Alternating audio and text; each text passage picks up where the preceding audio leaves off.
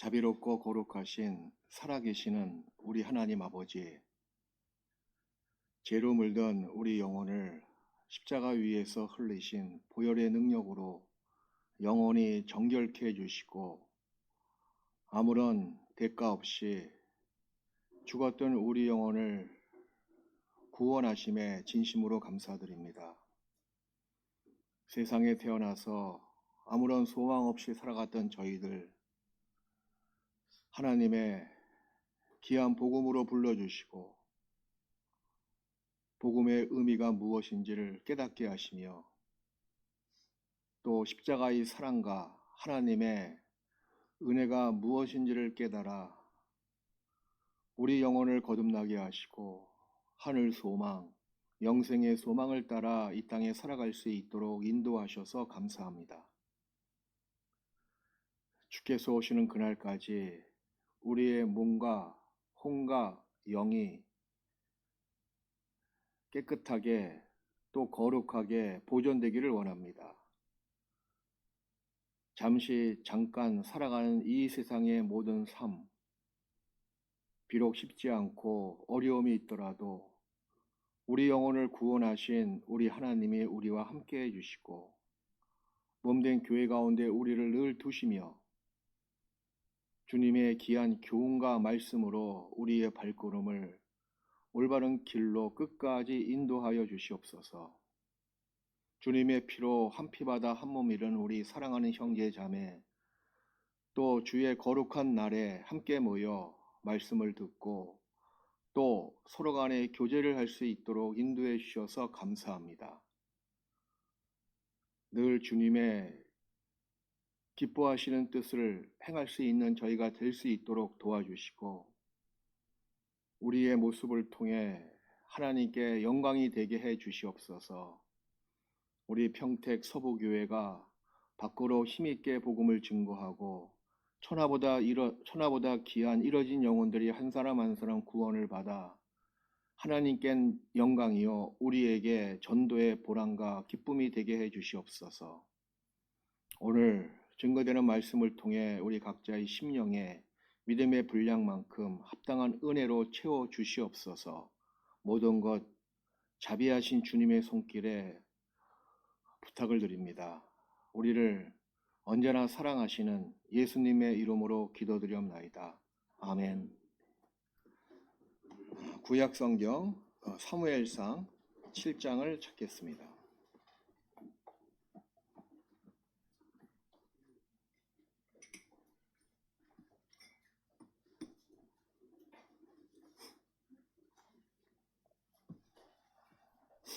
구약성경 사무엘상 7장, 구약성경 418페이지입니다. 사무엘상 7장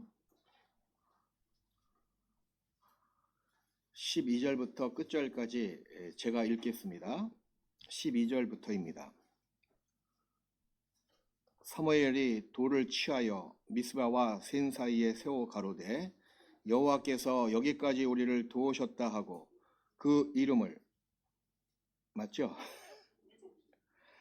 에벤에셀이라 하니라. 이에 블레셋 사람이 굴복하여 다시는 이스라엘 경내에 들어오지 못하였으며 여호와의 손이 사무엘에 사는 날 동안에 블레셋 사람을 막으심에 블레셋 사람이 이스라엘에게서 빼앗았던 성읍이 에그론부터 가드까지 이스라엘에게 회복되니 이스라엘이 그 사방 지경을 블레셋 사람의 손에서 도로 찾았고 또 이스라엘과 아모리 사람 사이에 평화가 있었더라. 이 말씀 가운데 우리 12절 말씀을 우리 같이 읽겠습니다.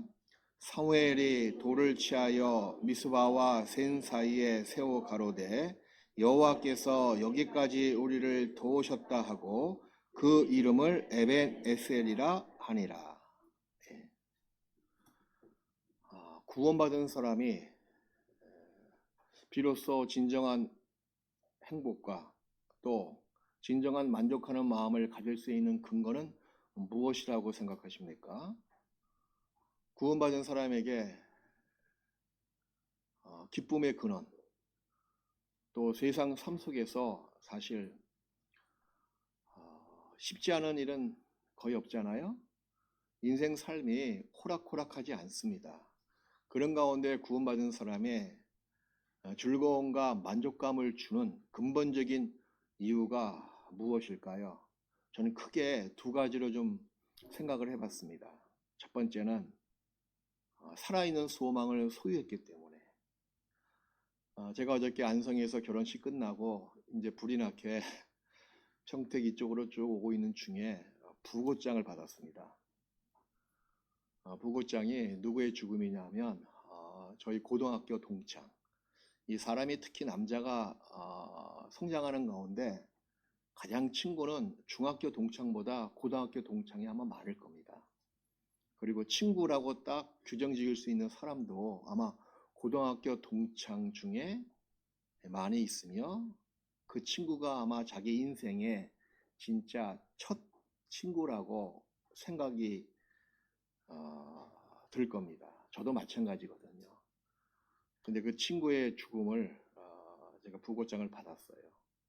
그래서 오늘 밤에 이제 찾아가야 되겠는데, 물론 이제 교회에 들어와서 근 30년 넘게 소식이 거의 단절된 상태에서 살아왔지만, 참 이상한 것은 역시 중학교, 고등학교, 특히 고등학교 친구들은 몇십 년 흘렀어도 존댓말해요, 반말해요? 반말이 나와 그냥. 참 그게 허물 없는 친구라고 또 말씀드릴 수가 있습니다. 그래서 어저께 이제 말씀을 준비하면서 기도하는 가운데 참 미안하다. 복음을 힘있게 증거하지 못했거든요. 여러 가지 이유가 있었어요. 한두 번 이제 옛날 방배동 교회 전도회에서 말씀을 듣긴 했는데 그때 저희 신앙의 삶이 힘이 없는 삶이었거든요. 그러니 전도가 되겠습니까?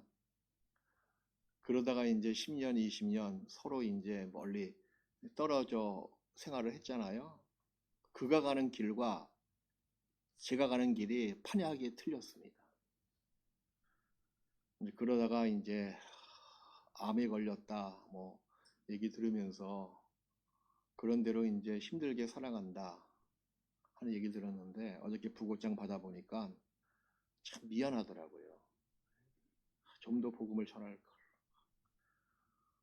근데 그거 생각하면 마음이 좀 처절합니다, 지금 사실은. 그래서 이게 근데 그 가운데서 구원받은 사람은 살아있는 소망이 있잖아요. 살아있는 소망이 모든 환난과 고통과 눈물을 다 이길 수가 있습니다. 악인은 죽을 때 그 소망이 다 끊어지나니 의인은 죽을 때에도 소망이 있느니라 라는 잠언 말씀처럼 왜 우리 구원받은 사람이 즐거워하고 행복해하고 만족감을 가질 수가 있을까요?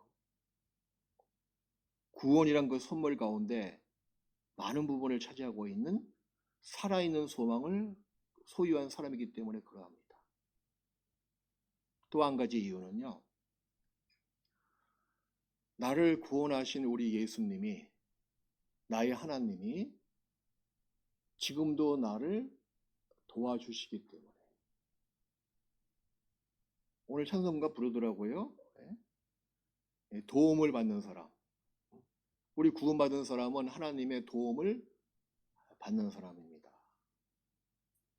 그래서 우리가 진정으로 행복한 사람이 될 수 있으며 소망은 앞으로 될 것을 지금 약속을 믿고 멀리서 바라보는 마음이잖아요. 어떻게 보면 지금 현실과 약간 괴리감이 딱 올 수가 있습니다. 그러니까 구원받은 사람도 천국 그러면 좀 멀리 떨어진 장소 같아 그냥. 그리고 소망 그러면 영생의 소망 그러면 뭔가 자기야 동떨어진 단어같이 느껴질 때가 많이 있습니다. 현실에 와닿지 않거든요. 지금 당장은. 그런데 도와주시는 그 하나님은 정말 내 실생활 가운데서 피부로 와 닿습니다. 하나님의 도움을 받고 살 수 있는 사람이 누굽니까? 구원받은 사람입니다. 하나님은 구원받은 사람에게 영원한 도움의 돌이 되십니다. 여기 나와 있듯이 에벤에셀, 도움의 돌, 그 뜻이거든요. 거기서 에셀이 구약의 히브리 말로 보면 에제르로 나와 있습니다. 에제르 그러니까 많이 들어봤죠? 보혜사의 이름입니다. 도와주시는 분, 성령이 보혜사 아니겠습니까? 그래서 구원을 받은 사람은 하나님이 그냥 가만히 지켜보시는 거 하나님으로 국한시키는 것이 아니고 나를 지금도 현실적으로 생활 속에서 나를 도와주시는 하나님이다. 그렇기 때문에 늘 즐거워할 수가 있고 기뻐할 수가 있습니다. 오늘 에벤에셀, 도움의 돌 되시는 하나님, 그 옛날 약 지금으로부터 3천 몇십 년 전에 드디어 이스라엘 백성이 신앙의 회복을 가져왔습니다. 그 중심에는 누가 있었습니까? 여기 나와 있듯이 사무엘이 있었습니다. 그전에는 많은 우상 숭배의 죄에 빠지고 마치 여호와의 법궤를 우상처럼 이 마음으로 여겼거든요. 이 법궤를 가져가면 전쟁에서 승리할 것이다. 도리어 법궤를 빼앗겼잖아요. 그리고 수개월 후에 법궤가 다시 이스라엘 마을에 들어왔습니다. 기럇 여아림의 집에 약 20년 동안 있었는데, 그런 다음에 사무엘이 나타나서 이스라엘 모든 백성들의 마음을 하나님을 향할 수 있도록 교훈하고 그리고 가르칩니다. 그 소식을 들은 블레셋이 가만히 있지 않았거든요. 순식간에 블레셋이 침공을 합니다. 거기서 하나님의 도움이 있어서 블레셋을 완전히 박살내고 큰 승리를 거둬요. 승리를 거둔 다음에 사무엘이 이스라엘 백성들에게 이렇게 얘기하는 말입니다. 아까 12절에 같이 읽었잖아요. 사무엘이 돌을 취하여 한 돌을 취했어요. 그래서 미스바와 센 사이에 그 돌을 세우고 이렇게 이야기합니다. 여호와께서 여기까지 우리를 도우셨다고 그 돌의 이름을 뭐라고요? 에벤에셀이라, 도움의 돌이라 라고 지칭하게 된 겁니다. 이건 구원받은 다음에 우리 그리스도인들에게 굉장히 필요한 사건이며, 이 도움의 돌은요 지금도 여전히 존재하고 있습니다. 교회 가운데 존재하고 있고요, 여러분 마음속에 도움의 돌이 있습니다. 하나님은 그리스도인의 도움의 돌 되십니다. 근데 그 도움의 가장 극적인 기쁨은 어느 상황에 벌어질까요, 여러분? 평상시 때? 어려움이 없을 때? 아닙니다. 진짜 도움 그 자체가 나에게 큰 도움이 되는 그 상황은 항상 어려울 때예요. 힘들 때입니다. 이 관광지에 가잖아요. 관광지에 가서 사진 찍으려고 그러면 많은 사람들은 경치가 한눈에 쫙 펼쳐 보이는 장소를 찾아가지고 선점하고 사진을 찍습니다. 그죠? 경치가 한눈에 잘 보이는 곳에 가서 사진도 찍고 거기서 온 풍경을 다 보려고 합니다. 마찬가지로 도움 되시는 그 하나님이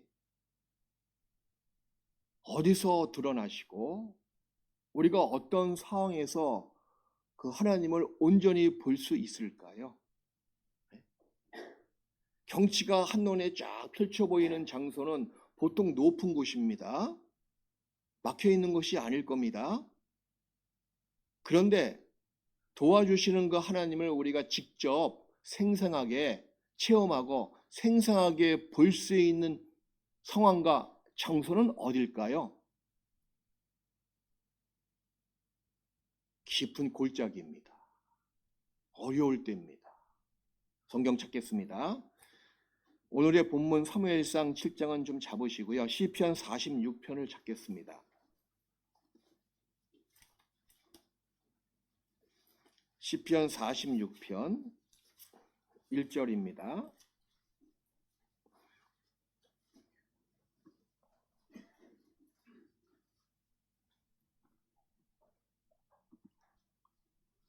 시편 46편 1절 우리 함께 읽겠습니다.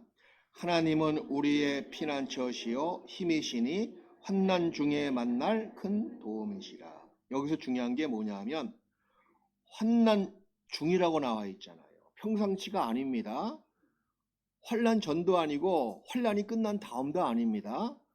진짜 어려울 때, 신앙의 깊은 골짜기에 빠져 있었을 때, 그때 하나님의 도움의 손길이 환히 보이고 그때 받는 그 도움은 평생 잊지 못합니다. 극적인 도움이거든요. 그러니까 하나님을 만나기 가장 좋은 위치는 어디냐? 여러분의 신앙생활 중에서 잘 나갈 때가 아닙니다.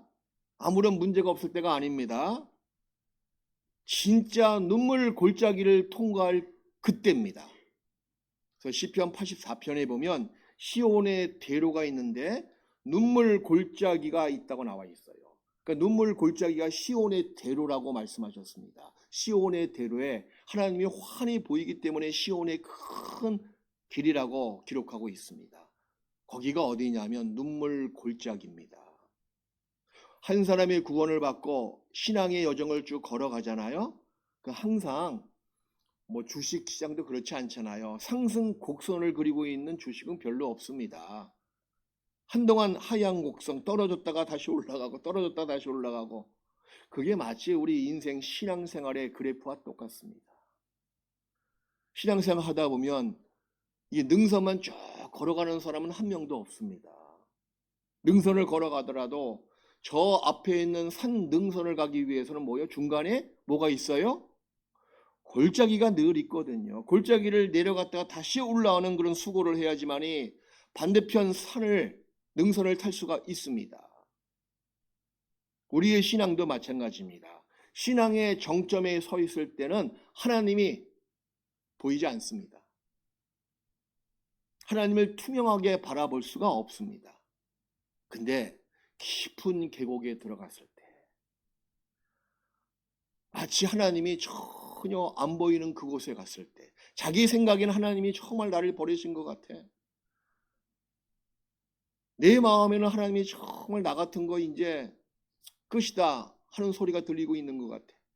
이런 침침하고 습기 많고 벌레 많고 이 깊은 계곡에 하나님이 계실까? 나 혼자 있는 거 아니야? 그런 생각을 사실 많이 갖습니다. 근데 그때 있잖아요. 그때 환난 중에 만날 그때 만나거든요. 거기 계시거든요. 하나님. 신앙의 깊은 계곡에 있을 때 여러분, 하나님의 세미한 음성이 들립니다. 다니엘과 세 명의 친구 보십시오. 사드락, 메색, 아벳노고. 다니엘은 사자굴에 들어갔습니다. 거기서 무엇을 체험했어요? 도와주시는 하나님의 손길을 체험했잖아요. 그죠? 살아계시는 그분의 손길을 체험했습니다. 또 세 친구는요, 평상시에는 하나님이 직접적으로 자기를 도와주시는 모습을 볼 수가 없었습니다. 근데 그 풀무불에 들어갔을 때 한 분이 더 계셨잖아요. 그죠? 야, 생생하게 봤어요. 예수 그리스도 하나님을 생생하게 어디서 봤습니까? 평상시에 본 것이 아니고 화염불에 들어갔을 때, 풀무불에 들어갔을 때 그 불 속에서 자기들을 보호하시고 자기들을 지켜주시는 그분의 모습을 생생하게 체험했습니다. 엘리야도 마찬가지예요. 450명과 갈멜산에서 싸울 때 하나님이 함께 하신 것을 직접 체험했습니다. 우리도 마찬가지입니다. 여러분의 믿음의 진가는요, 평상시에는 잘 모릅니다. 스스로 모를 때도 있습니다. 그런데 진짜 신앙의 위기는 다 있거든요. 저도 과거에 많이 있었어요. 지금도 물론 있지만. 신앙의 위기가 딱 찾아왔을 때 그때 하나님의 도와주시는 손길, 그분의 능력을 직접적으로 생생하게 듣는 것 이상으로 경험할 수가 있습니다. 하나님의 살아계심을 실제로 정말 생생하게 볼 수 있는 위치는 어디입니까? 환난 중에 있을 때, 신앙의 깊은 계곡에 빠져 있을 때, 그때 확연히 나타나십니다. 도리어 모든 것이 잘 풀리고 교회적으로 신앙적으로 아무런 문제가 없을 때, 그때 하나님이 정말 나를 도와주시고 계시는구나. 그 생각이 틀리진 않지만 더 가까이 계시다. 그 생각은 틀린 겁니다. 하나님이 함께 하시지만 형통할 때 하나님이 더 가까이 계시다. 그건 오해입니다. 진짜 더 가까이 계실 때는 불통할 때, 어려울 때, 힘들 때, 내가 눈물을 흘릴 때, 그때 하나님이 더 가까이 계십니다. 솔로몬을 보십시오. 어려울 때는 하나님이 늘 2번, 3번 나타나셔가지고 말씀으로 힘을 주셨잖아요. 근데 솔로몬이 모든 영화가 극에 달했을 때는 하나님 멀리 계셨습니다. 다윗도 마찬가지예요. 진짜 다윗의 생애를 보잖아요. 얼마나 고난 가운데 살아왔었습니까? 근데 승리에 도취됐을 때는 큰 죄에 빠졌습니다. 누가 이렇게 얘기했어요. 그리스도인에게는 안락한 환경은 마귀 시험에 가장 가까운 것이다. 예, 그렇습니다. 혹시 내가 지금 실패의 골짜기에 있다면 그것은요, 나를 망가뜨리는 장소가 아니고 하나님을 더 가까이 볼 수 있는 신앙의 전망대입니다. 우린 거기서 진정으로 자기의 믿음의 진가가 나오거든요. 여러분 평상시에 말씀을 듣습니다. 많은 시간 동안 주일 집회 참석하고 성도 간의 교제, 구역 교제, 조교제를 참석해서 은혜를 받고 말씀의 풍성한 것이 내 안에 충만히 거합니다. 그런데 그것으로 끝나라고 주신 것일까요? 그렇지 않습니다. 너무 풍성히 거하면 그것이 행함으로 옮기지 않고 믿음의 진가로 발휘하지 못하면 그것이 여러분의 신앙을 더 안락하게 만들고 그것이 여러분의 신앙을 부패하게 만들 소지가 충분히 있습니다. 말씀을 배우고 듣고 본 것을 행하라. 행할 때 평강의 하나님이 나와 함께 하신다. 그렇게 약속하셨습니다. 내가 주지 않을 때, 행함으로 옮기지 않을 때는 나의 갖고 있는 그것이 나를 망가뜨리게 만듭니다. 이스라엘 사해바다 보십시오. 하루에 600만 톤의 물은 들어오지만 나가지 않잖아요. 물이 어떻게 됐습니까? 말 그대로 데드씨, 죽은 바다가 돼버린 겁니다. 무슨 생명체가 있어요? 여러분의 신앙도 마찬가지고 교회의 모습도 마찬가지입니다. 내가 밖으로 에너지를 발산했을 때, 행함으로 옮겼을 때 나의 믿음이 진짜 역사하는 믿음, 살아있는 신앙으로 바뀔 수가 있습니다. 지금 이 다음에 어느 때를 위해서 하나님께서 말씀을 주시고 이런 좋은 교회를 나에게 허락해 주신 겁니다. 이 자체에 만족하고 이 자체에 행복함에 젖어들라고 주신 것은 결코 아닙니다.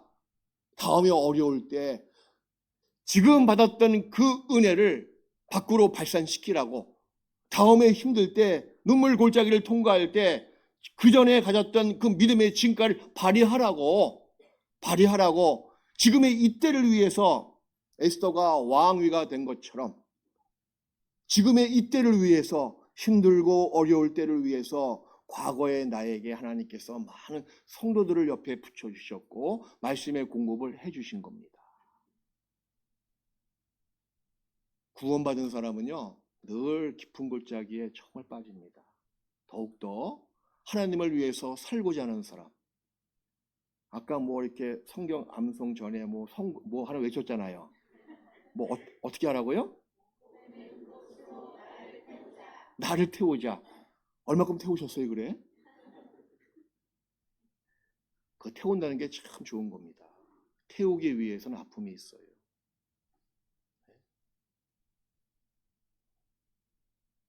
깊은 골짜기에 들어가잖아요. 그 아픔이 있잖아요.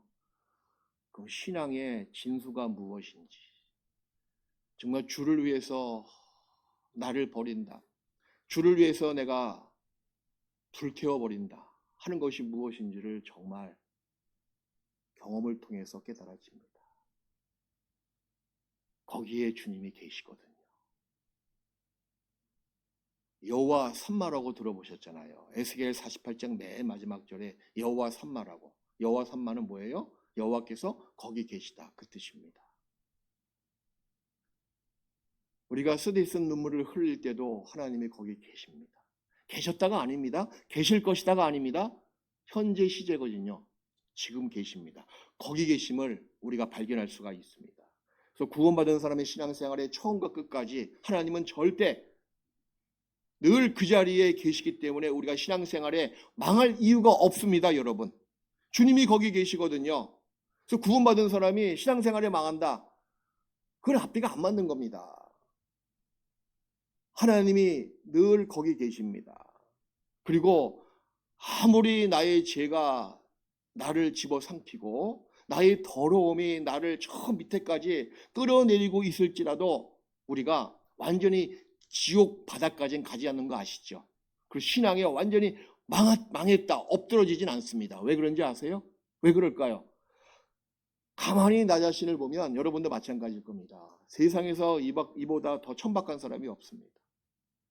얼마나 비천한지 몰라요. 내 안에 이 부패 덩어리가 얼마나 많은지 모릅니다. 나밖에 모르는 사람입니다. 이거요. 나이를 먹다 보면 이게 더 심해지는 것 같아요. 아내도 내가 있으므로 아내가 있는 것 같아. 네? 내가 아플 때는 막 투정이 나와. 아내가 아플 때는 좀 귀찮아. 그리고 가만히 얘기 들어보면 자기가 건강해야죠. 그 첫 번째 요인이 뭐냐면 자기가 편해지니까. 자기가 아프면 나도 고생이거든. 그 말이 어떨 땐 서운해. 내가 아프면 자기가 고생이래. 그러니까 자기를 위해서 내가 아프지 말아달라는 거 맞긴 맞지만 그게 우선순위 되는 게 좀 서운하더라고. 근데 그런 마음이요, 누구나 다 갖고 있습니다. 하나님 보시기에는 정말 원수까지 사랑하라 그랬는데, 그런 그리스도인의 올바른 그 신앙이 나의 마음 구석에 얼마큼 있을까? 참 그걸 생각하면 부끄럽게 이를 데가 없습니다. 얼마나 천박해요, 정말. 얼마나 또 가벼워요. 말 한마디에 좋았다가 말 한마디에 슬퍼하고, 말 한마디에 삐죽이 일수 아닙니까, 우리가? 남자분들 자랑하지 마세요. 남자분들이 더 많이 삐지더라고, 보니까. 그 아내의 말 한마디, 자식의 말 한마디 때문에 삐지는 경우가 있어요. 저도 가끔, 근데 지금은 이제 다 출가시켰지만, 역시 여자는 엄마 편이야. 딸은 엄마 편이야. 딸하고 대화하다가 뭔가 별로 대화하고 싶지 않아서 방에 들어가잖아요. 그러면 그 거실에서 엄마와 딸의 대화가 나를 더 많이 삐지게 만듭니다. 그 말이 뭔지 아세요? 엄마, 아빠가 삐졌나 봐. 그 말 한마디 때문에. 밥도 먹기 싫어. 그런 마음 보면서 얼마나 가벼운지 몰라요. 저울이 달면 입김보다 경하다고. 그게 우리의 모습 아닙니까? 마귀는 계속 우리의 약점을 비집고 들어가서 나를 저 밑으로 계속 끌어내립니다. 그래서 신앙생활 자체를 하지 못하도록. 너는 그거밖에 안 되는 사람이야. 네가 오늘 교제 나간다고? 너 같은 사람 없어. 네가 얼마나 부패 덩어리인지 알아? 네가 교제 나가잖아요? 그럼 분위기가 다 더럽게 바뀔 거야. 넌 그러니까 차라리 세상으로 가. 세상이 너한테 더 편할 거야, 아마. 계속 밑으로 끌어내려요. 근데 기억하십시오. 하나님은 여러분의 엉덩이 밑에서 여러분을 받치고 계십니다. 더 이상 낮아질 수가 없게끔 도와주십니다. 신명기 33장을 찾겠습니다.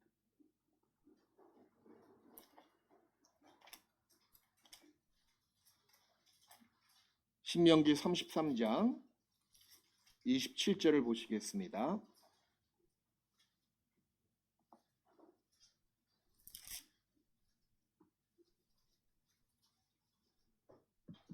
구약성경 318페이지입니다. 신명기 33장 27절 27절 말씀을 우리 같이 읽읍시다. 영원하신 하나님이 너희 처소가 되시니 그 영원하신 팔이 내 아래 있도다. 그가 내 앞에서 대적을 쫓으시며 멸하라 하시도다. 영원하신 하나님이 너희 처소가 되시니, 너희 이스라엘 백성을 이야기하고 있고 훗날 교회 지체들 구원받은 그리스도인을 이야기하고 있습니다. 너희 처소가 되시니 그의 영원하신 팔이 어디에 있다고요? 내 위에 있다고요? underneath, 네 가까운, 네 바로 아래 계십니다. 우리를 짓누르시는 분이 아니시다 그 말이죠. 우리를 늘 바치고 계시는 분이신 겁니다. 그것도 멀리서 바치고 있는 것이 아니고 가까이서, 가까이 그 아래서 더 이상 낮아지지 않도록, 더 이상 떨어지지 않도록, 더 이상 가라앉지 않도록. 여러분의 고뇌와 고통 때문에 마음이 쭉 가라앉을 수가 있잖아요. 그때도 기억하십시오. 영원하신 하나님의 도움의 팔이 더 낮아지지 않도록, 떨어지지 않도록 받치고 계십니다. 그분의 팔은 늘 나를 짓누르고 나를 억압하고 나를 정죄하시는 분이 아닙니다. 그분의 팔은 내 아래서 더 이상 떨어지지 않도록. 마귀는 계속 정죄하잖아요. 마귀는 계속 고소하잖아요. 너 같은 거 필요 없어. 근데 하나님은 더 이상 낮아지지 않도록 내 가까이에서 내 아래서 받치고 계십니다. 그분의 팔이 내 아래에 계시기 때문에 난 절대 망하지 않습니다. 우리는 망하지 않습니다. 시편 37편도 찾겠습니다.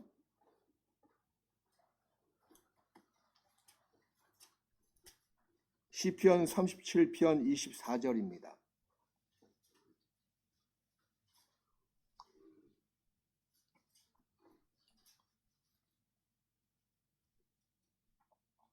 아무리 우리가 비참한 상태에 있고 비천한 상태에 있더라도 기억하십시오.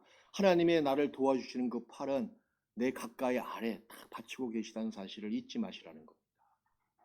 그 길을 하나님께서는 기뻐하십니다. 시편 37편 24절 23절부터 보시겠습니다.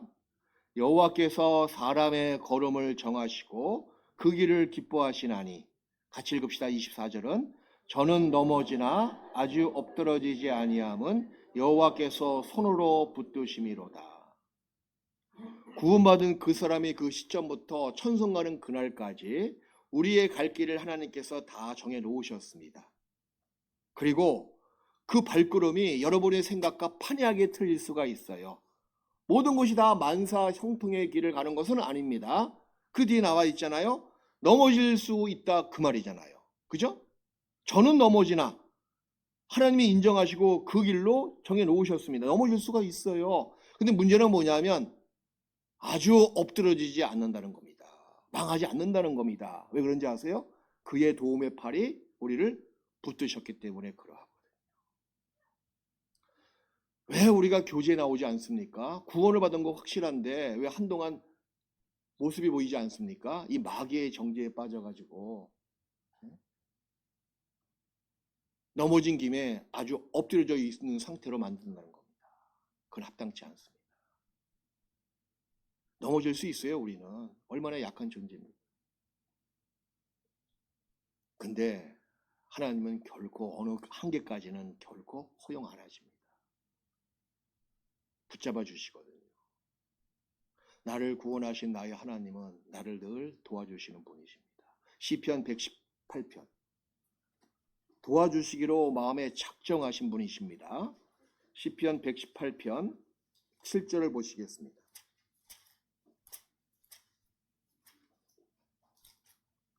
시편 118편 7절 또 같이 읽읍시다. 여호와께서 내 편이 되사 나를 돕는 자 중에 계시니 그러므로 나를 미워하는 자에게 보응하시는 것을 내가 보리로다. 아까 우리가 에베네셀, 그 에제르, 도와주는 자, 여기 나와 있죠? 여호와께서 내 편이 되사 나를 돕는 자, 이게 히브리 말로 에제르, 그리고 에센설, 우리 화장품 에센설 가끔 나오잖아요. 거기서 따온 거거든요. 거기에 똑같은 어근을 갖고 있습니다. 필수로 도와준다 그 뜻이거든요. 반드시 도와준다. 도와주기로 마음에 작정하신 분이 하나님이십니다. 내가 산을 향하여 눈을 들리라. 나의 도움이 어디서 올꼬? 나의 도움이 천지를 지으신 여호와에게서로다. 자, 그러면 하나님이 나를 도와주시는 분이 확실하고 여기 나와 있듯이 내 편이 되시고 나를 돕는 자중에 계시다고 약속하셨는데 그럼 구체적으로 내가 피부에 와닿게 어떻게 도와주실까요? 그럼 이것도 궁금하잖아요. 네? 말씀을 통해서 일단 도와주십니다. 이 구원을 받은 사람은 그 안에 말씀 되시는 진리의 영이 들어와 계시기 때문에 말씀을 듣잖아요. 그러면 도움을 받아요. 말씀을 통해서 도움받지 않은 사람은 그 안에 글쎄 성령이 계실까요? 안 계실까요? 제가 오늘 어저께 와서 봤는데 내일부터 집회가 있더구만요. 맞죠? 그 집회를 위해서 말씀을 준비할 걸 하나 아쉬움이 있는데 참 이게 영혼의 구원받는 것 요즘 시대에는 정말 헷갈리잖아요. 이 사람 구원받았는지 안 받았는지.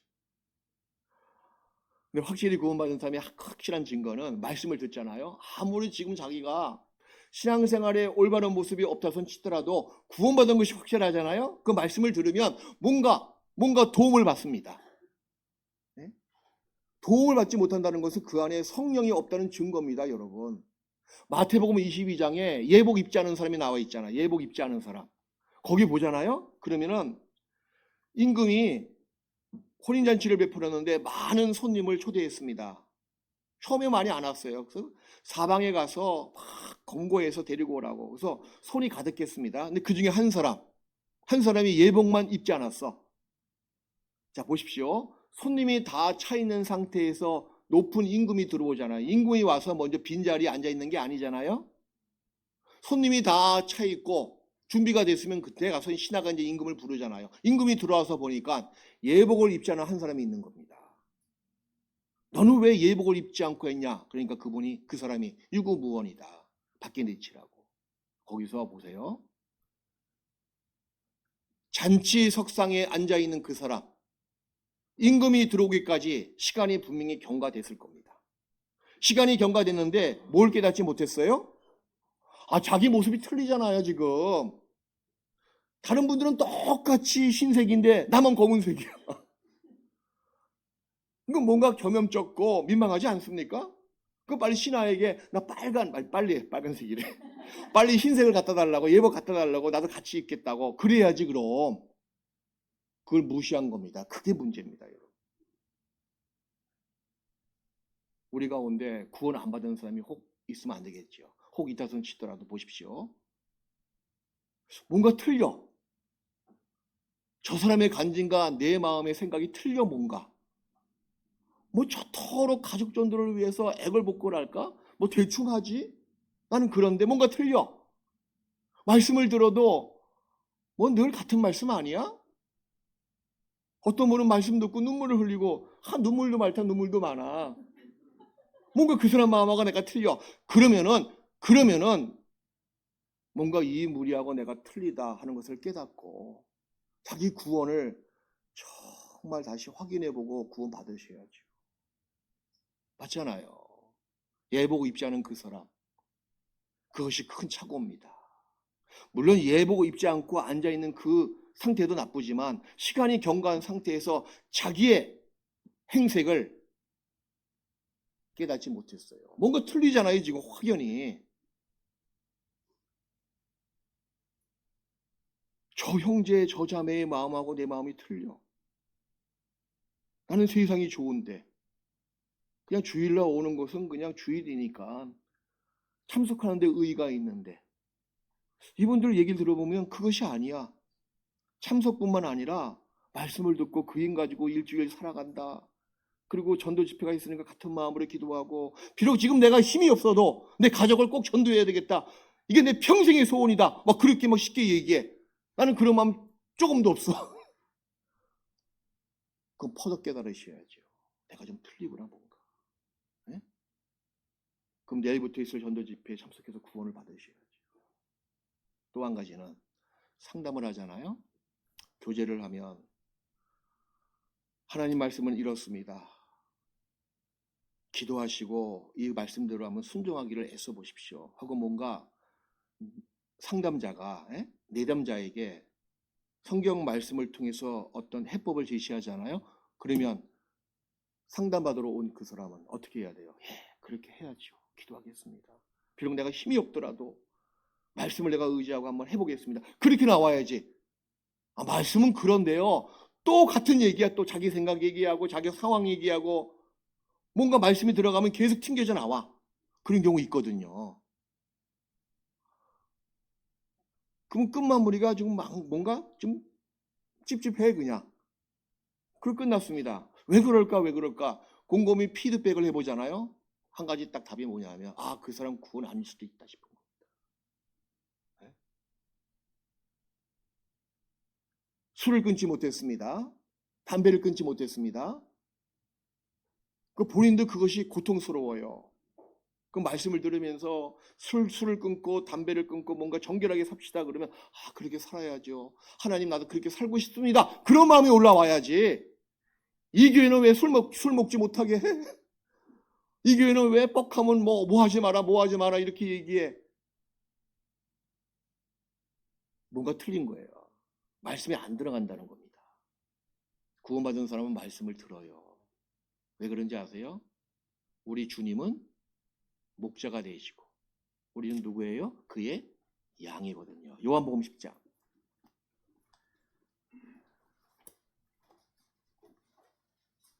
제가 내일부터 집회가 있으니까 이 말씀을 곁들여서 하고 싶습니다. 요한복음 10장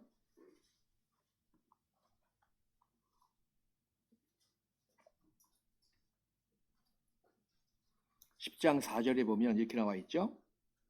자기 양을 다 내어놓은 후에 앞서가면 자기 양이라고 나와 있어요. 구원받은 사람은 주님의 양이 된 사람입니다.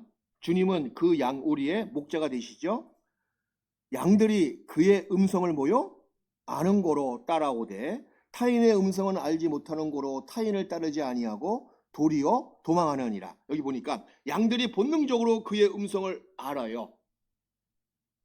이런 경우 있습니다. 목자 두 사람이 굉장히 친한 친구야. 각자의 양떼가 있습니다. 그 초장에 양떼에게 먹이를 주기 위해서 양을 몰고 나왔는데 우연히 같은 장소에서 친구끼리 만난 거예요. 얼마나 반갑겠어요? 둘이 만나가지고 이 얘기 저기 하는 사이에 서로 그 친구의 양과 자기 양이 섞였습니다. 제가 몽골에 살다 보니까 양이 있잖아요. 섞이면은 누가 누구 건지 몰라요. 꼭 어미가 새끼 같고 새끼가 어미 같아. 분간이 안 가, 분간이. 근데 섞였어요. 두 친구가 실컷 놀다가 이제 헤어질 시간 돼서 딱 나가면서 뭔 소리 딱 하니까요. 자기 양들이 쫙 분리되는 거예요, 그냥. 그거 희한하죠, 그죠? 여기 나와 있는 말씀과 똑같은 겁니다. 자기 양, 자기 목자 음성을 다 안다는 겁니다. 이게 무슨 말입니까? 구원받은 사람은 주님의 음성을 교회 가운데서 울리는 그분의 음성이 어떤지를 정확히 압니다. 뭔가 틀리잖아요?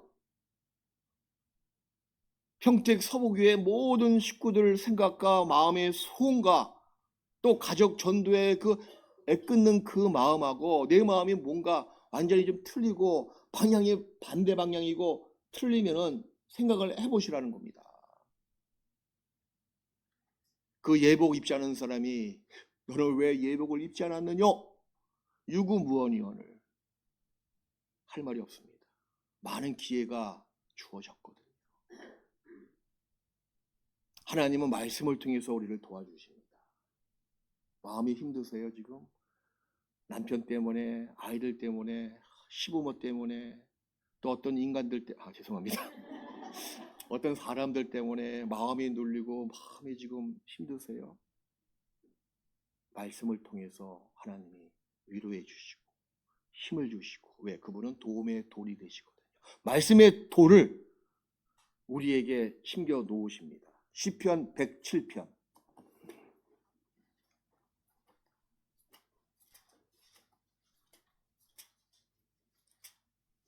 시편 107편 20절입니다.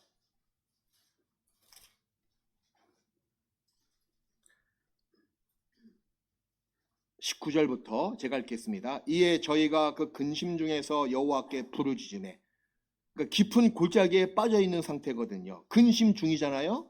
어려움 속에서 여호와께 부르짖으매, 환난 속에서 여호와께 부르짖으매, 그 고통에서 구원하시되, 20절 말씀 같이 읽읍시다.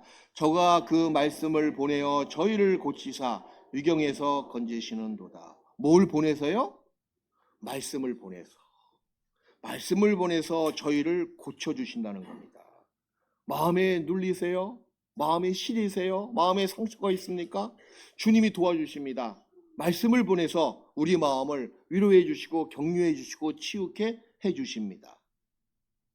또 시편 119편 37절을 보시겠습니다.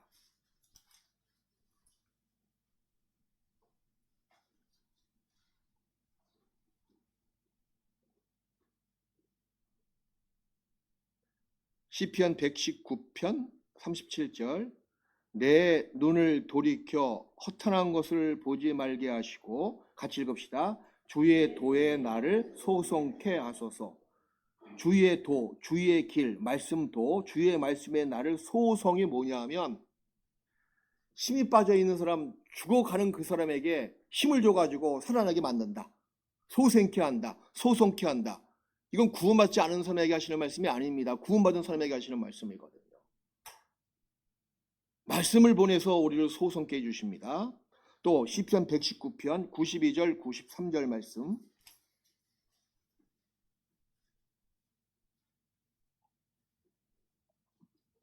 92절 93절 우리 함께 읽어요. 주의 법이 나의 즐거움이 되지 아니하였다면 내가 내 고난 중에 멸망하였으리이다. 내가 주의 법도를 영원히 잊지 아니하오니 주께서 이것들로 나를 살게 하심이니이다. 나를 살게 하심이니이다. 이것들이 뭡니까? 앞에 나와 있는 주의 법이거든요. 주의 법도거든요. 주의 말씀입니다. 그 말씀이 나의 즐거움이 되지 아니하였다면 이 환난 중에 있는 내가 어떻게 살 수 있습니까? 살 맛이 안 난다. 근데 살 맛이 나게 만드는 것이 뭡니까? 주의 말씀을 따라서 그 말씀이 나를 살맛 나게 만들었다라고 고백하고 있습니다. 그게 이 도움의 돌, 에베네셀, 말씀의 돌을 교회 가운데서 우리에게 늘 심겨주십니다. 또 형제 자매의 그 사랑과 도움의 손길 때문에 참 우리가 도움을 받고 있습니다.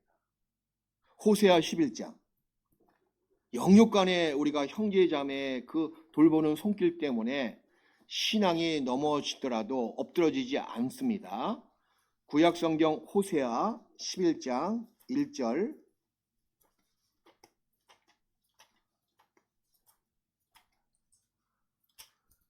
11장 1절 보시겠습니다. 이스라엘이 어렸을 때 내가 사랑하여 내 아들을 애굽에서 불러내었거늘. 이건 구원받은 상태를 이야기하고 있잖아요. 우리를 세상에서 복음으로 불러주셨습니다. 그리고 4절은 우리 같이 읽읍시다. 내가 사람의 줄, 곧 사랑의 줄로 저희를 이끌었고 저희에게 대하여 그 목에서 멍에를 벗기는 자같이 되었으며 저희 앞에 먹을 것을 두었었노라. 여기 보니까 내가 사람의 줄인데 곧 무슨 줄이라고요? 사랑의 줄. 형제 자매의 도와주시는 그 손길이 에베네셀이 된다는 겁니다. 도움의 돌이 된다는 겁니다. 특히 이번에 코로나를 지나면서 참 우리 교회 형제 자매들 그 손길이 참 대단하다 싶은 겁니다. 직접 대면해서 만나기가 어려웠었잖아요. 누가 코로나 걸렸습니다. 주일에 못 나옵니다. 그러니까 서로 그냥 먹고 싶은 음식을 배달시켜서 그 앞에 놓고 오게 하고, 치킨을 배달해서 그 앞에 놓고 오게 하고, 그 전화해서 그 앞에 반찬을 만들어서 놓고 왔으니까 드시라고. 야, 그 도움의 손길, 그게 여기 나와 있듯이 사람의 줄인데 사랑의 줄이지 않습니까? 어려움이 있으면은 무명으로 다 돈도 보태주고. 저도 기억나는 게 한참 어려울 때 벌써 30년 넘었네요. 이사 비용이 없는 겁니다. 쫄딱 망해가지고 이사를 가야 되는데 이사 비용이 없는 거. 근데 교회 사무실에서 부르더라고 저를. 김영재님, 누가 흰 봉투를 놓고 갔다고, 이사 비용에 보태라고. 자기도 누군지 모르겠대. 그때 돈으로 20만 원. 지금도 기억해. 근데 지금도 그 주신 분이 누군지 몰라. 지금 내가 천국 가서 내가 밝힐 거야. 그래서 그때 눈물 났습니다. 야, 얼마나 값진 것인지 모릅니다. 그게 사랑의 줄이잖아요. 사람의 줄 아닙니까? 여러분, 신앙생활은 자꾸 내주는 겁니다. 쥐어 잡는 게 신앙생활이 아닙니다. 내어주는 거예요. 주라! 그러면 주실 것이요. 흔들어서 넘치도록, 차고 넘치도록 너에게 안겨주리라. 그게 신앙생활. 이게 법칙입니다. 법칙. 마음도 주고 사랑도 주고 물질도 주고 그 주님께 드리는 겁니다. 주님께서는 결코 인색하신 분이 아니십니다. 우리같이 사람들에게 그 빚을 져서 갚지 않는 분이 아니십니다. 반드시 갚아주시는 분이거든요. 세상을 향해서도 마찬가지입니다. 세상을 향해서 억울한 일을 당할 수가 있습니다. 말도 안 되는 일 때문에 마음에 참 아픈 것들이 생길 수가 있어요. 얼마나 요즘 무섭습니까? SNS 때문에. 마음이 싫을 때가 있습니다. 그래도 원수까지 사랑하라고 주님의 말씀이 있기 때문에 기도할 수밖에 없습니다. 도리어 더 마음을 줘야 되겠다. 원수는커녕 교회 안에서 형제 자매 사이에서 뭔가 사소한 일 때문에 마음이 틀어졌습니다. 누가 신앙의 거인일까요? 그럼 먼저 용서해달라고, 먼저 손을 내미는 사람, 먼저 마음을 주는 사람이 신앙의 거인이잖아요. 내가 보나 봐라. 내가 먼저 사과하지 않으면 나 사과 안 해. 그건 신앙이 아주 쫄짱부입니다. 우린 형제자매들에게 먼저 내 마음을 줘야 돼요. 주는 것이 이기는 겁니다. 불태우라고요? 아무것도 주지 않으면서 뭘 불태워요? 그래. 내 마음까지 다 드리는 겁니다. 결국에 어떤 마음이 드냐면 나 자신은 사라지고 없습니다. 이제 막 불태워서 다 줘버렸기 때문에 가끔은 그런 생각이 들어요. 나는 누구냐 나는. 근데 그 신앙적으로 맞습니다. 자기를 부인하고 자기 십자가를 지고 나를 쫓을 것이니라 그랬잖아요. 그런 형제자매의 도움을 지금 우리 교회 가운데서 받고 있습니다. 그런 자가 정말 행복한 사람이거든요. 또 시편 103편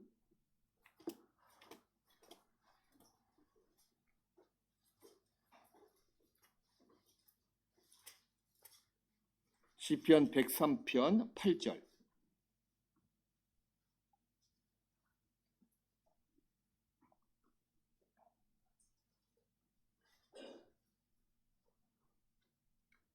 여호와는 자비로우시며 은혜로우시며 노하기를 더디하시며 인자하심이 풍부하시도다.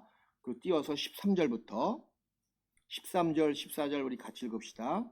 아비가 자식을 불쌍히 여긴 같이 여호와께서 자기를 경외하는 자를 불쌍히 여기시나니 이는 저가 우리 체질을 아시며 우리가 진토임을 기억하심이로다.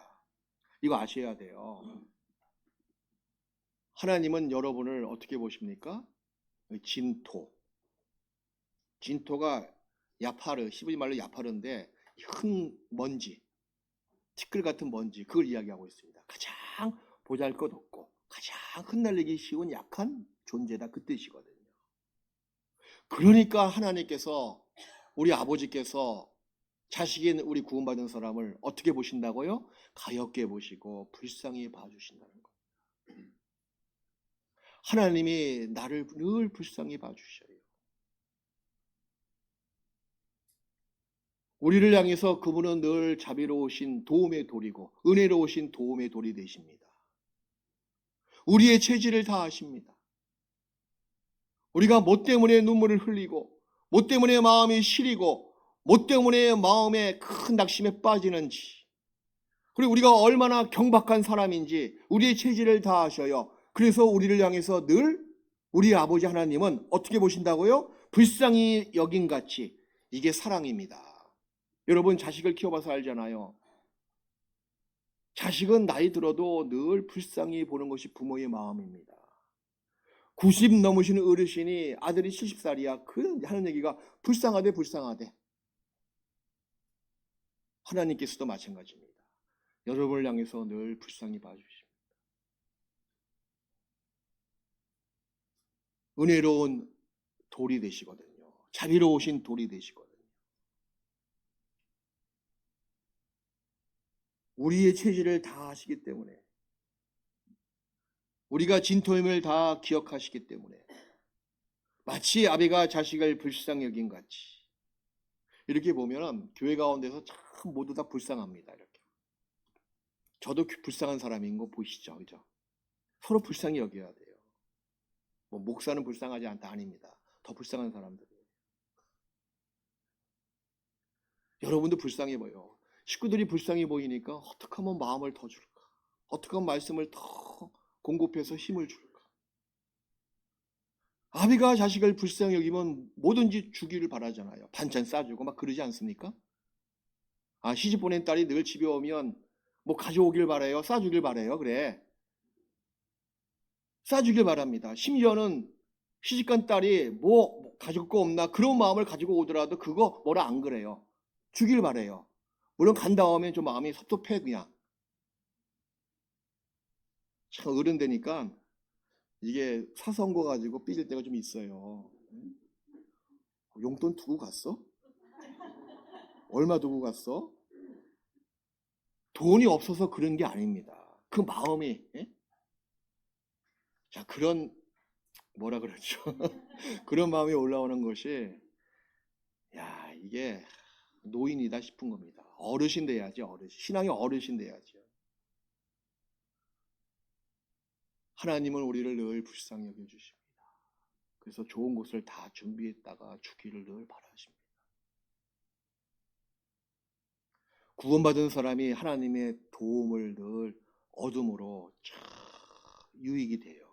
왜 유익이 되신지 아십니까? 다시 사무엘상 7장으로 돌아가시겠습니다. 7장 12절에 보면 사무엘이 이렇게 이야기합니다. 사무엘이 돌을 취하여 미스바와 센 사이에 세워 가로되 여호와께서 여기까지 우리를 도우셨다 하고 그 이름을 에베네셀이라 하니라. 여기까지는 무엇을 이야기하고 있습니까? 마치 과거를 손가락으로 가리키는 것 같이 보이지 않습니까? 여러분이 구원받은 지 많은 세월이 흘렀습니다. 몇 년 흘렀고 어떤 사람 몇십 년 흐른 사람도 있을 겁니다. 돌이켜 보십시오. 늘 그 시간까지 주님이 도와주셨잖아요. 여기까지 도와주셨잖아요. 지금까지 도와주셨잖아요. 얼마나 그 전에 어려웠습니까? 얼마나 힘들었습니까? 얼마나 괴로웠습니까? 얼마나 환난 중에 있을 때가 많이 있었습니까? 내가 어려울 때도, 내가 좋을 때도, 형통할 때도 하나님은 늘 여기까지 도와주셨습니다. 근데 이 말은요, 이 말은 과거에만 국한돼서 여기까지로 생각하면 안 된다는 겁니다. 앞으로 우리가 죽을 때까지 여기까지 도와주십니다. 미래의 의미도 물론 담고 있습니다. 여기까지는 아직 끝나지 않고 다 오지 않았다는 것을 의미하거든요. 앞으로 10년 더 살지 20년 더 살고 싶은 마음은 없지만 그 전에 주님이 오시겠죠. 주님이 오시는 그날까지 여기까지거든요. 거기까지. 성경은 죽을 때까지 우리를 안고 가신다고, 함께 하신다고 약속하셨습니다. 우리가 가야 할 일이 있잖아요. 앞으로 더 많은 수고가 필요하고 더 많은 시련도 있을 수가 있고 기쁨과 보람된 일도 있을 수가 있고 많은 유혹이 있을 수가 있고 더 많은 기도가 필요할 수가 있을 겁니다. 그 많은 것들이 남아있지만 기억하십시오. 거기까지입니다. 여기까지 도우신 그 주님의 손길에 우리는 늘 감사해야 된다는 거죠. 시편 48편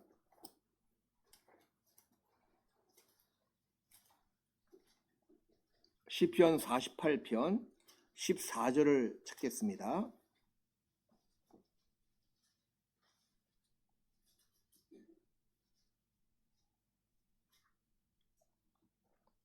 시편 48편 14절 우리 같이 읽읍시다. 이 하나님은 영영이 우리 하나님이시니 우리를 죽을 때까지 아까 지금까지 여기까지 우리를 도와주셨다. 사무엘의 말을 기억하십시오. 여기는 어떻게 나와 있습니까? 죽을 때까지. 이 죽을 때가 여기까지거든요. 과거의 한 시간만 국한된 것이 아니고 앞으로 펼쳐질 미래의 어느 순간까지도 포함되어 있는 말입니다. 여기까지 도와주셨다. 여기 나와 있는 죽을 때까지 도와주신다는 겁니다. 그래서 하나님의 도움의 돌 에베네셀의 하나님이 나를 죽을 때까지 도와주시는 분이다 하는 믿음도 우리가 결코 잊어서는 안 됩니다. 그 담대함을 가져요. 하나님이 나를 도와주시는데 세상이 어쩌겠습니까?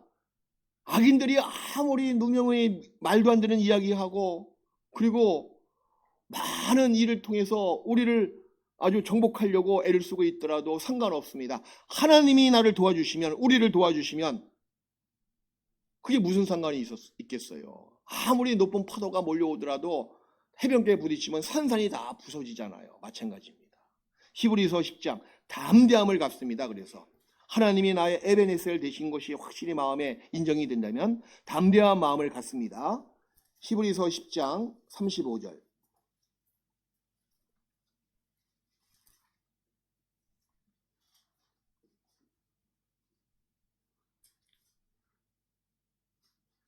(34절부터) 너희가 갇힌 자를 동정하고 너희 산업을 빼앗기는 것도 기쁘게 당한 것은 더 낫고 영구한 산업이 있는 줄 알미라. 35절 우리 함께 읽어요. 그러므로 너희 담대함을 버리지 말라. 이것이 큰 상을 얻느니라. 담대함 버리지 마십시오. 세상이 다 우리의 원수가 되고 우리를 대적하는 자가 될지라도 하나님이 나의 도움이 돌이 되시면 이런 담대함이 생기거든요.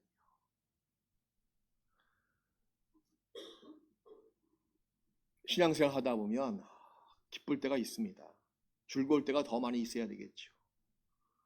또 하는 일마다 세상 일도 그래요. 형통할 때가 있습니다. 사업 잘 될 때가 있고 또 가족적으로 건강하고 어려움 없이 쭉 만사가 형통되는 모습도 볼 수가 있습니다.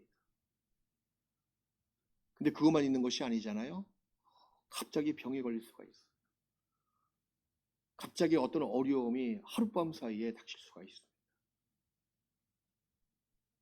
어떤 얘기를 듣고 마음이 툭 떨어지는, 마음이 눌리고 마음이 시릴 때도 가끔 있잖아요.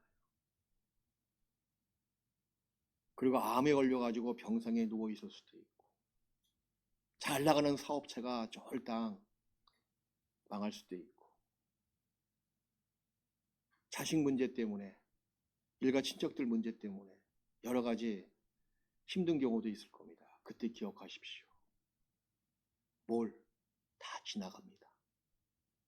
다윗이요 통일왕국을 건설한 다음에 이런 이야기가 전승되어 내려와요.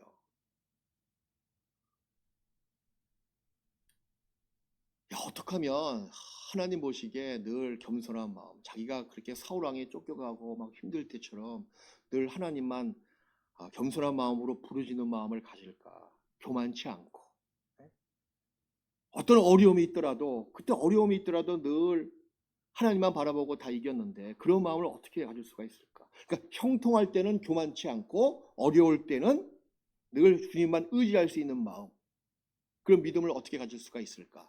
그런 글귀가 있을까? 그래가지고 자기가 늘 끼는 그 반지에다가 반지를 만들게 하고 거기다가 그 글귀를 집어넣으라고 그 궁중에 있는 세공업자를 불러서 지시했습니다. 나를 위해서 너는 반지를 만들되 반지 속에다가 글귀를 집어넣어야 된다. 내가 모든 것이 형통했을 때 교만치 않게 만드는 글귀, 또 반대로 내가 힘들고 어려울 때 그걸 이길 수 있는 글귀, 그걸 집어넣으라고. 동시에 세공업자가 반지 만드는 것은 만들 수가 있는데 이게 도대체 어떤 글귀인지 생각이 안 나는 겁니다. 그래서 그 시대에 가장 지혜로운 사람이 누굽니까? 솔로몬에게 물어봤어요. 왕자님, 왕께서 이렇게 나한테 명령하셨는데 이렇게 해서 반지는 잘 만들 수가 있는데 그 안에 새겨 넣을 글귀는 정말 생각이 안 납니다. 그러니까 솔로몬이 샥 웃으면서 이런 글귀를 새기면 된다고 이야기합니다. 혹시 우리 아버지가 모든 것이 형통했을 때 교만치 않게 만드는 글귀, 또 앞으로 모든 것이 다 이루어지고 힘들 때 회복할 수 있는, 도움받을 수 있는 글귀는 바로 이 또한 지나가리라. 그걸 써놓으라고. 이 또한 지나가리라. 예, 그렇습니다. 이 또한 지나갑니다. 아무리 지금 힘들어도 주님 바라보고 참고 나가잖아요. 이 또한 지나가요. 아무리 모든 것이 즐거워하고 형통하다고 너무 기뻐하지 마십시오. 그 또한 뭐요? 지나가요. 병상에 있으면서 암 치료 받으면서 방사능 때문에 얼마나 힘들어 하시는 분들 가끔 계시잖아요. 이 또한 지나갑니다. 이 또한 지나가리라. 교회적으로 개인적으로 말도 안 되는 이야기 듣고 욕을 얻어먹고 하지 않은 일에 대해서 욕을 얻어먹고 하더라도 이 또한 지나갑니다. 담대함을 갖는다는 겁니다. 하나님은 우리의 도움을 그래서 늘 요청하라고 대기하고 계십니다. 소방서가 만반의 준비를 갖추고 물을 딱 저장하고 출동 준비 만마리 태세를 갖추고 있어도 신고가 없으면 출동해야 안 해요. 신고 없으면요 출동할 일이 없습니다. 마찬가지로 하나님이 우리를 도와주기 위해서 옆에 있는 형제자매에게 도움의 도를 주시고 또 교회를 통해서 무슨 일만 있으면 도와줄 것이라고 도움 주기로 만반의 준비를 하고 대기하고 있는데 아니 도움 요청을 전혀 안 해. 기도도 안 하고 119 치지도 않고 얼마나 하나님이 서운하시겠습니까? 도움받지 못합니다. 그래서 시편 147편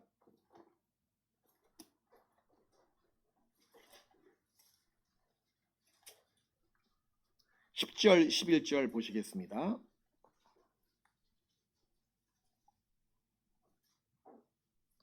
시편 147편 10절 11절 여호와는 말의 힘을 즐거워 아니하시며 사람의 다리도 기뻐 아니하시고 11절 같이 읽읍시다.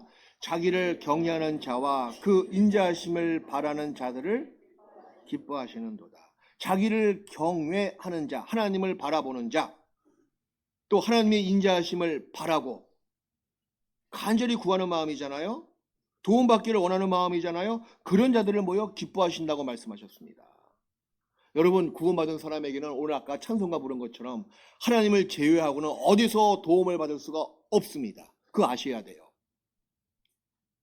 죄를 이기는 은혜 어디서 도움을 받습니까? 신앙생활의 고통을 이기는 능력 어디서 도움을 받습니까? 하나님의 오묘한 그 은혜스러운 그 깨닫는 그 모든 말씀과 손길 어디서 도움을 받습니까? 구원받은 내 신앙생활의 원동력은 대체 어디서 공급을 받겠습니까?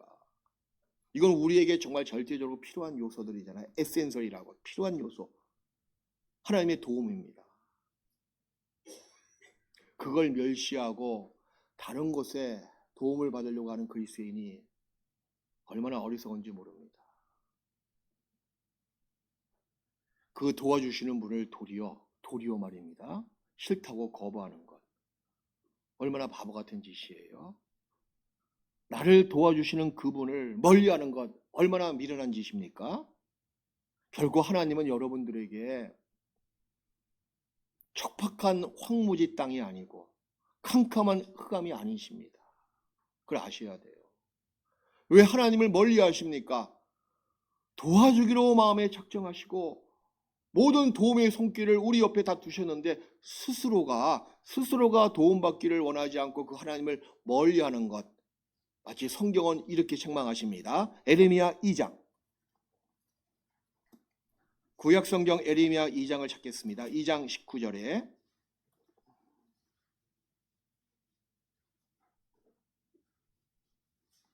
(2장 19절)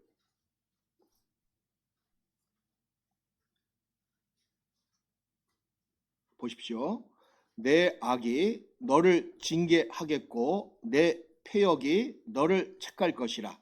그런즉 내 하나님 여호와를 버림과 내 속에 나를 경외함이 없는 것이 뭐요? 악이요? 그 다음에 뭐요? 고통이라고. 고통인 줄 알라. 주 만군의 여호와의 말이니라. 이게 구원받은 사람의 본능적인 증거입니다. 하나님을 멀리하잖아요. 살만 난다. 그렇지 않습니다. 그 안에 고통이 있습니다. 죽을 맛이야, 죽을 맛. 하나님의 도움을 스스로 멀리하는 사람 죽을 맛입니다. 그것이 악이고 고통이라고 성경은 말씀하시고, 그 뒤에 31절 예레미야 2장 31절 너희 이 세대여 여호와의 말을 들어보라. 그 시대에 유다 백성들에게 하시는 경고인데 훗날 구원받은 우리에게 하시는 경고라고 볼 수 있습니다. 내가 이스라엘에게 광야가 되었었느냐? 흑암한 땅이 되었었느냐? 무슨 연고로 무슨 이유로 내 백성이 말하기를 우리는 노였으니 다시 주께로 가지 않겠다 하느냐? 탄식 어린 말씀이잖아요.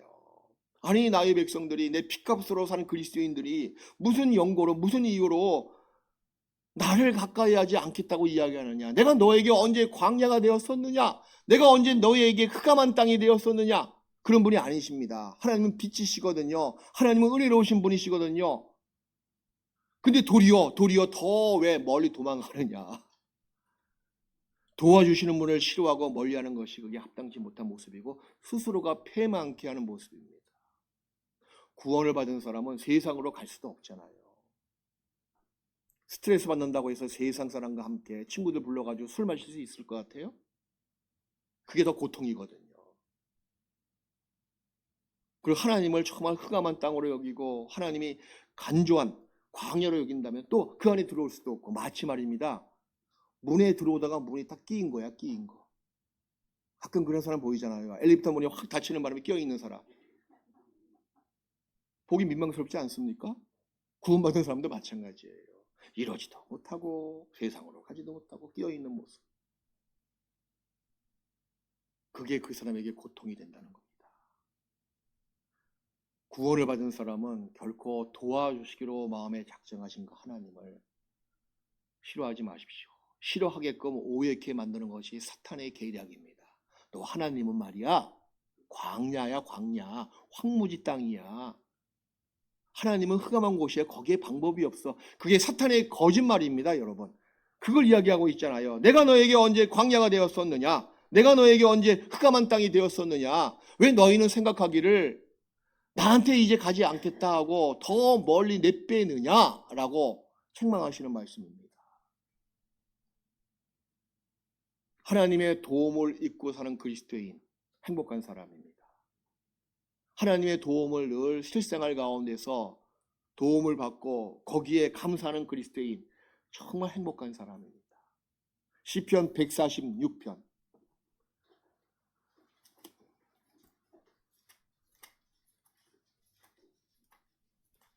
시편 146편 5절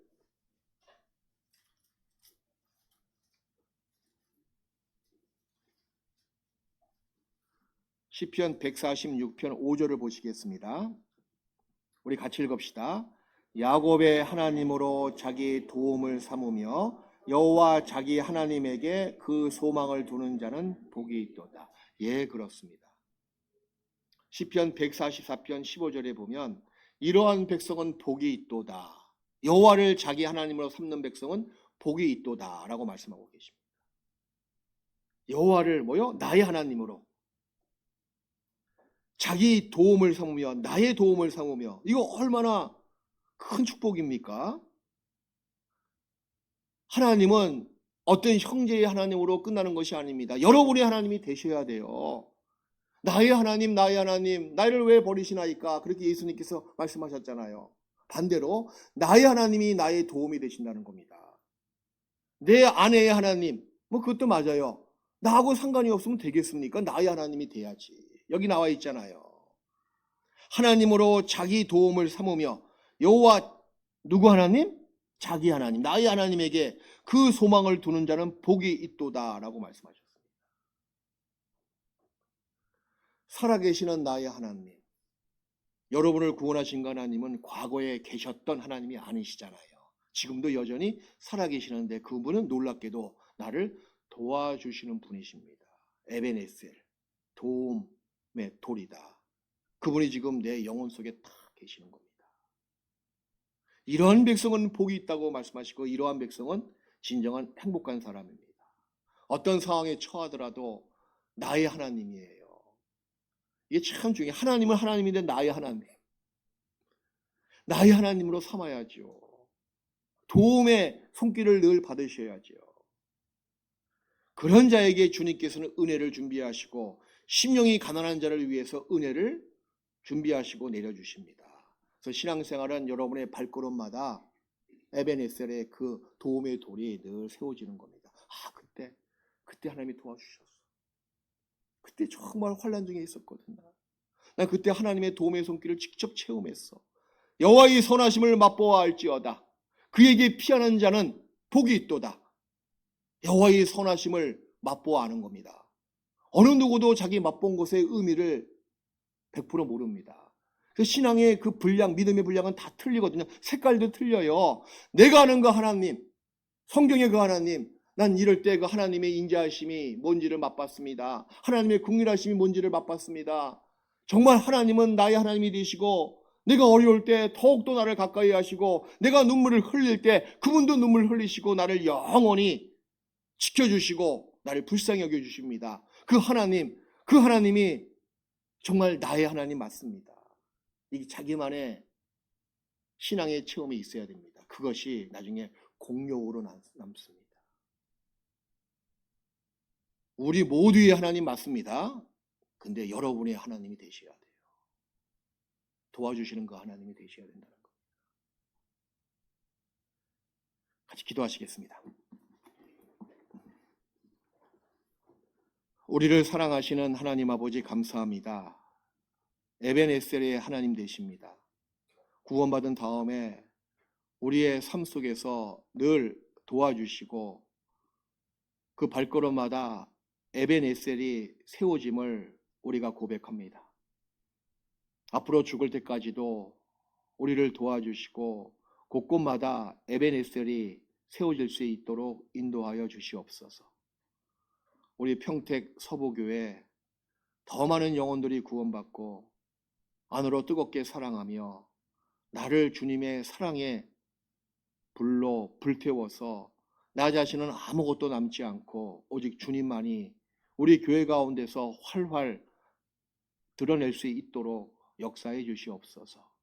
내일부터 있을 전도 집회 주께서 함께 역사해 주시고 우리가 기도하고 인도하는 그 영혼이 아무런 어려움 없이 순적이 말씀 앞에 나올 수 있도록 자비를 베풀어 주시옵소서. 우리 영혼을 사망에서 생명으로 구원해 주신 예수님의 이름으로 기도했습니다. 아멘.